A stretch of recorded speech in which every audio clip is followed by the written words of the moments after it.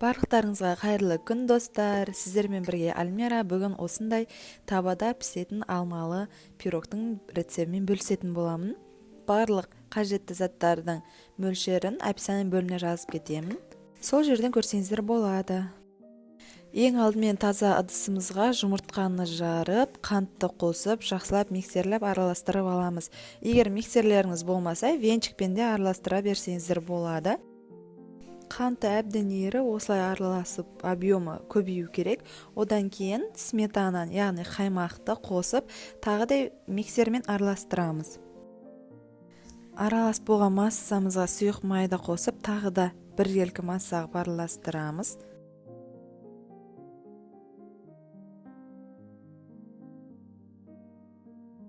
Бір келкі араласқан массамызға ұнымызды қосып, оның үстіне разрыхлитель, яғни қопсытқышты, ванилинді қосып, тағы да миксермен араластыратын боламыз.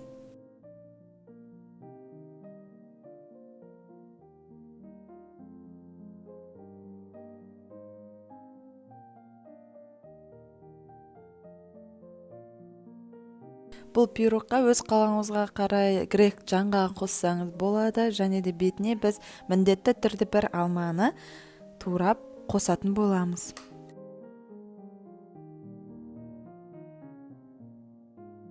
Менің табам кішкентай болғандықтан маған бір алма жеткілікті болды. Егер де сіздер табаларыңыз үлкен болса, 2 алма қоссаңыздар болады.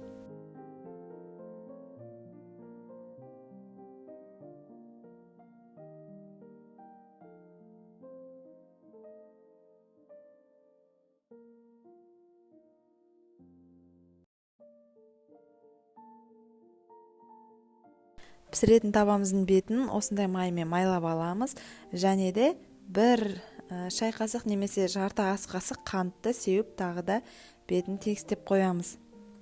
Содан кейін жаңаға туралған алмаларымызды бір-бірлеп салып, узорлап, осы табамызға жинайтын боламыз.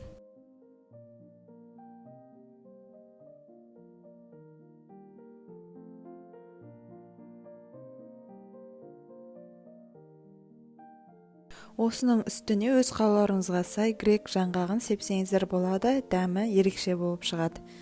Оның үстіне жаңағы бір келкі болған массамызды құйып, баяу отқа қоятын боламыз. Бұл бетін жапқаннан кейін 20 минутта пісіп шығады. Піскен, піспеген білу үшін шпачкамен немесе зубочисткамен көрсеңіздер болады. Үлкен тарелкаға түсіріп алсаңыздар да болады. Содан кейін бетін әсемдеуге сахарный пудраны елеуіштен өткізіп сеуіп шығамыз. Сол кезде әдемі жақсы дәм болады, және де беті әдемі болып шығады.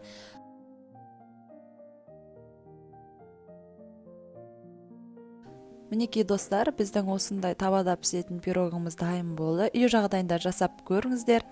Үлпілдек, дәмі ерекше алма қосылған бәлішті жасап жақындарыңызды қуантыңыздар. Ұнаса лайк басып тіркеліп кетуді ұмытпаңыздар. Сіздермен болған Альмира. Ас болсын!